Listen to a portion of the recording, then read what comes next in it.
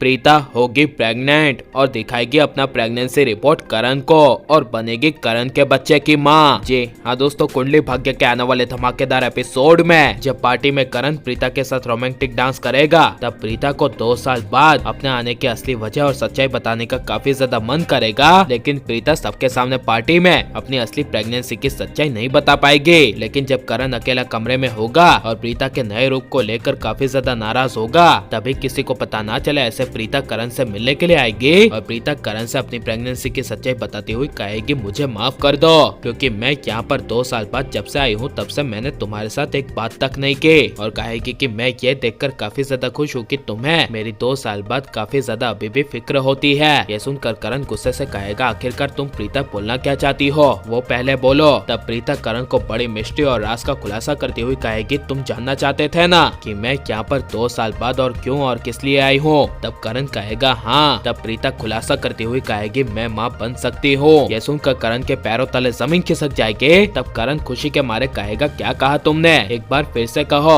तब प्रीता कहेगी, मैं माँ बन सकती हूँ। और ये रही मेडिकल रिपोर्ट्स जिसमें साफ साफ लिखा है कि मैं माँ 2 साल पहले भी बन सकती थी और अभी भी बन सकती हूँ। और सोनाक्षी के अतीत के राज का खुलासा करते हुए कहेगी, 2 साल पहले जब मैं प्रेग्नेंट हुई थी उसी वक्त तुम्हें पता होगा कि सोनाक्षी आई थी और सोनाक्षी ने तुम्हें हासिल करने के लिए मैं प्रेग्नेंट ना हो पाऊँ इसके लिए मुझे कुछ खाने में या फिर पानी में रोज प्रेग्नेंट ना हो पाऊँ इसके लिए दवाई देती रही। और कहेगी कि करण तुम्हें पता होगा कि सोनाक्षी ने बाद में रोज मुझे दूध देना शुरू कर दिया था ताकि मैं कभी भी तुम्हारे बच्चे की माँ ना बन सको। यह सब प्रीता के मुंह से सुनकर करण के पैरों तले जमीन खिसक जाएगी और प्रीता करण को उसके कॉलेज के समय का खुलासा करती हुई कहेगी, सोनाक्षी ने मुझे कहा था कि वो तुम्हें अभी से नहीं बल्कि कॉलेज से हासिल करना चाहती थी और इसके लिए उसने एक पीहू का सबसे बड़ा नाटक भी किया था, जहाँ पर असली सच्चाई तो ये थी कि पीहू सोनाक्षी की बेटी थी ही नहीं और इसीलिए उसने मुझे तुमसे अलग करने के लिए पीहू को जान से मरवा दिया ताकि तुम मुझे अपनी जिंदगी से बाहर निकाल दो और वो तुम्हें हासिल कर सके।